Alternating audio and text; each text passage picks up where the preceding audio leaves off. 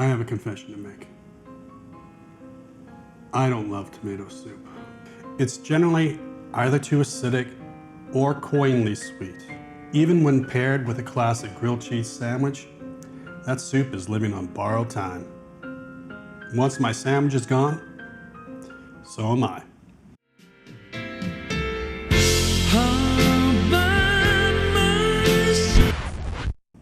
Until now.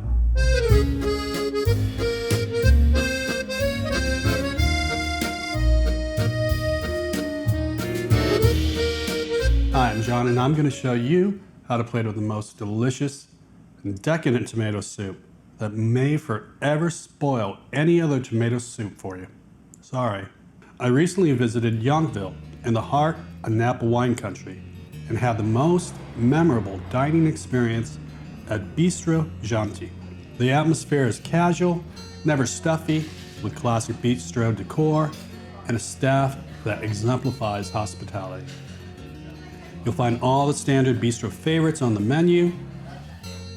My wife and I ordered several items, but much like the Spanish Inquisition, nobody expects the Spanish Inquisition. I did not expect the tomato soup to steal the show. To be fair, this isn't just tomato soup. It's Crème de Tomate en Croute, or literally, cream of tomato in crust, which we all know better as creamy tomato soup in puff pastry. The flaky puff pastry is mostly there for presentation, but hey, it works, and who doesn't like puff pastry? So it's a nice touch and adds a little textural contrast to the silky smooth soup. And speaking of the soup, oh my God. Do not think this is just any other tomato soup, because one, you'd be wrong, and two, you might miss out on the most incredible soup recipe you'll ever come across. One that is sure to be a go-to recipe for you, a family favorite, and a special occasion sensation. Let's go over the simple ingredients that you're gonna need for this recipe so we can start cooking. You'll need 2.5 pounds of fresh ripe tomatoes that have been cored and quartered. And listen, I get it. Depending on where you live and what time of season it is, finding fresh ripe tomatoes may be harder than an Easter egg hunt in July. When fresh tomatoes are nowhere to be found, don't be afraid to substitute with canned tomatoes. In fact, a 28-ounce can of whole peeled tomatoes is equivalent to about 2 pounds of fresh tomatoes and should be enough to get by in this recipe. Next, you're gonna need 1/2 pound, roughly 1 medium yellow onion, sliced, 1/2 cup or 1 stick of sweet butter. Again, this is a French dish and butter makes everything better, right? 6 cloves of garlic that have been sliced, 1/2 tablespoon of black peppercorns, whole, 1 bay leaf, a teaspoon of dried thyme. Later in this recipe, we'll be adding 4 cups of heavy cream, 2 additional tablespoons of unsalted butter, because there can never be enough butter, and 1/2 teaspoon of ground white pepper. Finally, but optionally, you'll need some puff pastry. We're not going to tackle making our own puff pastry today, but feel free to use it if you have it. Store-bought is just fine, but make sure that you're buying one that is made with all butter. Did I mention that butter makes everything better? Make sure to thaw this out in your refrigerator overnight before you plan to use it. Get a 3-quart saucepan and begin melting the butter over medium-low heat. You don't want to brown your butter, so adjust your temperature accordingly. Once melted, add the sliced onions, garlic, and the whole black peppercorns. Thyme, bay leaf, stir well. Again, you're not looking for any color. You just want to start sweating them down and infusing the butter with all their flavor. Cover the pot, reduce the temperature to low, and cook for 5 minutes. Stir occasionally just to make sure nothing is burning or you're developing any color or that your temperature is too hot. Sorry, I forgot to mention it earlier, but after your 5 minutes, add a 1/4 cup of tomato paste to the onion mixture. Stir that around and saute for about 2 minutes to cook out its raw flavor and any tinny notes it may have. After a couple minutes, now it's time to add all your tomatoes. Now if you use whole peeled tomatoes, just make sure you remove any included basil. If you're using fresh tomatoes, depending on how ripe they are, you may need to add a little water to help them stew. I'd say about half a cup of hot water should do. Turn the heat back up to medium. Once the mixture comes to a simmer, lower the heat and cook for 40 minutes. Occasionally give it a stir and push those tomatoes down to help them break down. All right, after 40 minutes, the tomatoes and the onions should be incredibly soft and have broken down quite a bit. Now's the time you're going to want to run your tomato and onion mixture through a food mill. And I can't highly recommend owning a food mill enough. Not only is it great for this application, but you can use it for making your own passata for Italian dishes, for ricing cooked potatoes to make the smoothest, silkiest mash that's sure to impress, or making your own homemade applesauce or jams, if that's your jam.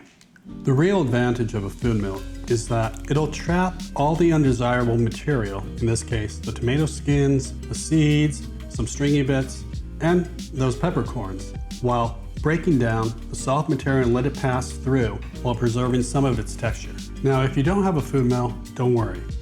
You can use a blender, an immersion blender, or a food processor.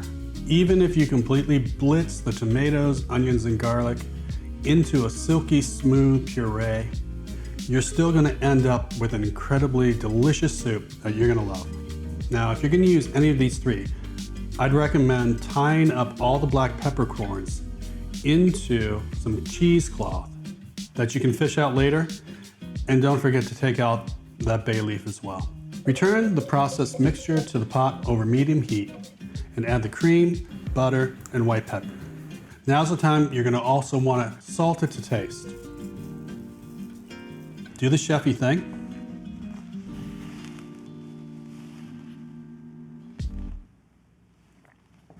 It's perfectly seasoned, and frankly, I think the best tomato soup I've ever had. If you don't care to fuss with puff pastry, you're done. Heat, serve, and enjoy. Maybe add some croutons and some finely diced chives on top. And as Julia Child would say, Bon appetit! Thanks for watching. Like, subscribe, hit that bell notification. I'll see you in the next video. However, if you want to gild the lily, maybe impress that certain somebody, or show up those bougie neighbors, the Joneses, stick with me, because I'll show you how to elevate this dish into a masterpiece. And it all starts with making the soup a day before and then let it cool in the fridge. All right, so first things first, you're gonna wanna lightly flour your cutting board or whatever surface you wanna work on. And also lightly flour a rolling pin. Using a sharp knife, make sure you cut however much puff pastry you think you're gonna be using. The rest you can put back in the refrigerator or even freeze for later use. Lightly flour it so it doesn't stick. You really only want about 1/4 of an inch thickness, so you may not even need to do this step. Take whatever bowl you're planning to serve your soup in, invert it, place it on top of your puff pastry, cut a circle, round your bowl about 1/2 inch wider than the opening, and lightly flour it. Now you're going to want to cut out rounds for as many bowls as you plan to serve. Put it on parchment paper when you're done, and then we're going to cover this in saran wrap. Now we're going to put this into the refrigerator overnight. When you're ready to assemble, now it's time to warm up your soup. Just put it over a low heat. You don't want it boiling, you just want it lukewarm. It'll get plenty hot once it's in the oven and the puff pastry is cooking. Now's a good time to preheat your oven to 450 degrees Fahrenheit. Now, whatever bowl you plan to use, make sure it's oven safe up to 450 degrees Fahrenheit and can handle the thermal shock of going into a hot oven. Otherwise, it could crack, make a terrible mess, and that would be no bueno. While our soup and oven are heating up, let's go ahead and make an egg wash for our puff pastry. We'll need 1 egg and 2 tablespoons of water.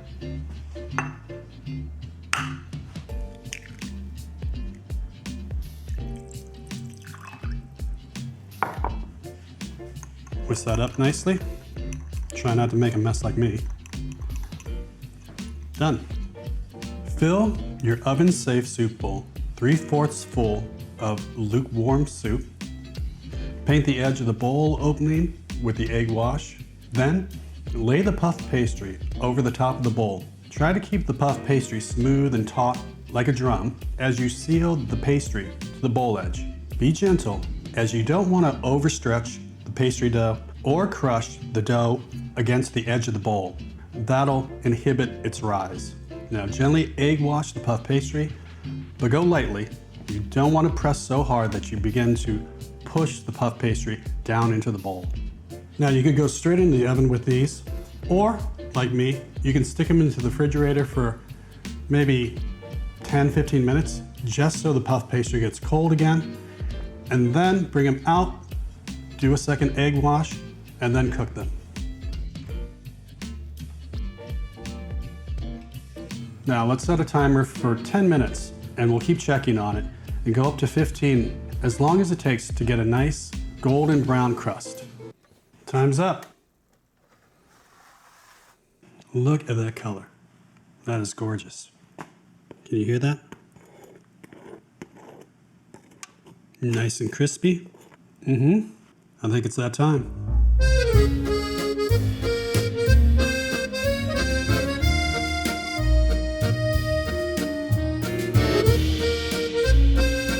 It's almost too pretty to eat. Almost. Now, I don't know if there's a proper plan of attack. You can dig into it any way you want. I'm just gonna cut out a little opening and dig into the soup.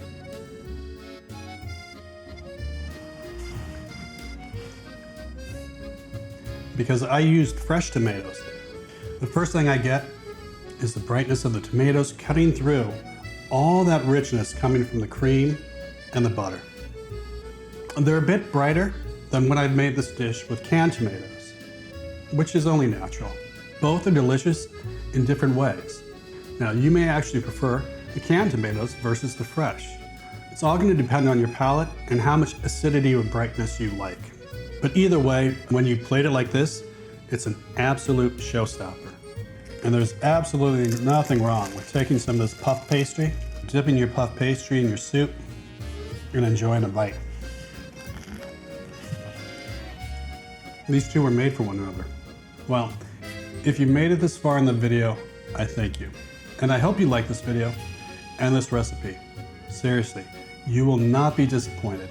As always, I appreciate you giving this video a like, subscribing, and hitting that bell notification. Until next time, eat well and be well. And here's to wishing you many memorable food adventures.